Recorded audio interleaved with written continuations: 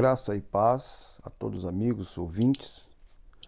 Nesse momento eu gostaria de trazer um texto bíblico e meditar rapidamente uma porção da escriturística bíblica. Você que tem acesso, abra sua Bíblia em João, capítulo de número 20. João, capítulo de número 20 e o versículo de número 31 diz assim: Estes, porém, foram registrados para que creiais que Jesus é o Cristo, o Filho de Deus, e para que, crendo, tenha vida em seu nome. O Evangelho segundo de João foi escrito, narrado, contado para que as pessoas pudessem crer na veracidade espiritual.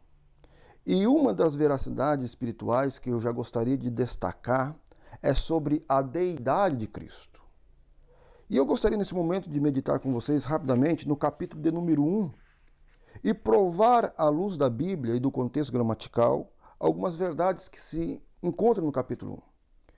O capítulo 1 de João nos ensina assim: No princípio era o Verbo estava com Deus e o Verbo era Deus. Analisando o contexto gramatical, podemos exaurir algumas verdades e principalmente provar a deidade de Cristo.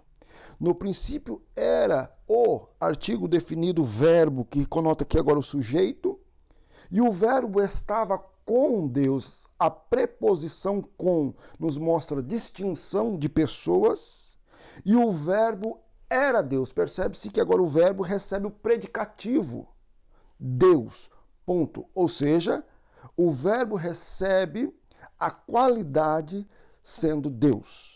Então é irrefutável, inegável a deidade de Cristo dentro do contexto gramatical do capítulo 1. Essa é a primeira coisa que me chama a atenção. E isto foi escrito para que creiais, e crendo, tenha vida. Segunda coisa que nós podemos exaurir do texto é o versículo do número 10. O verbo estava no mundo. O mundo foi feito por intermédio dele, mas o mundo não o conheceu. Percebe-se que aparece no texto 3 vezes a palavra mundo aqui.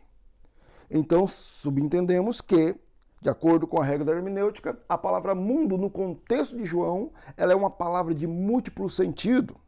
Observa, o verbo estava no mundo, identifica-nos, exemplifica-nos, esclarece-nos que este mundo é a terra. Jesus se encarnou e habitou aqui.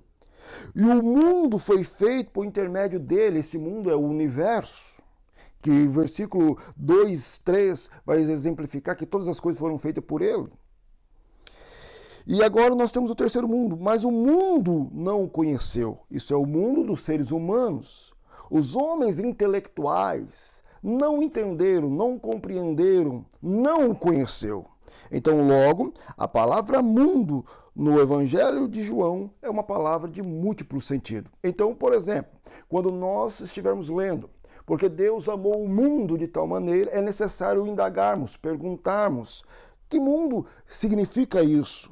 Que mundo ele estava se referindo sobre isso, ok? Porque também ele mesmo diz, eis aí o Cordeiro de Deus que tira o pecado do mundo. Porventura, o mundo todo já foi removido o pecado? Não. É bom a gente ter isso em mente. A segunda coisa a terceira coisa que chama a atenção neste capítulo é o versículo 11 a seguir, que diz assim: Veio para os que eram seus, e os seus não receberam, mas a todos quantos o receberam, deu-lhe o poder de serem feitos filhos de Deus. A pergunta interpretativa deste texto é: quem é que o recebeu?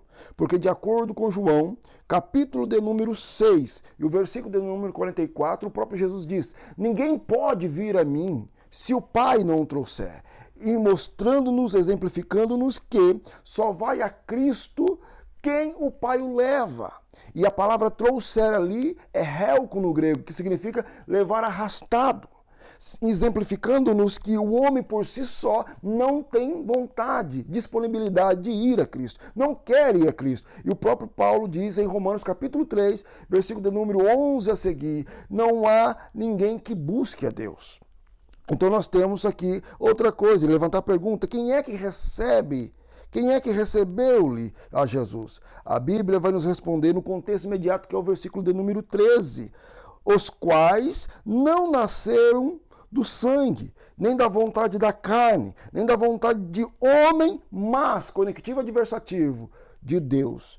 Todos aqueles que recebem a Jesus como seu Senhor, como seu Salvador, é porque nasceram da vontade de Deus. E a outra coisa que me chama a atenção é o versículo número 14. E o Verbo se fez carne e habitou entre nós.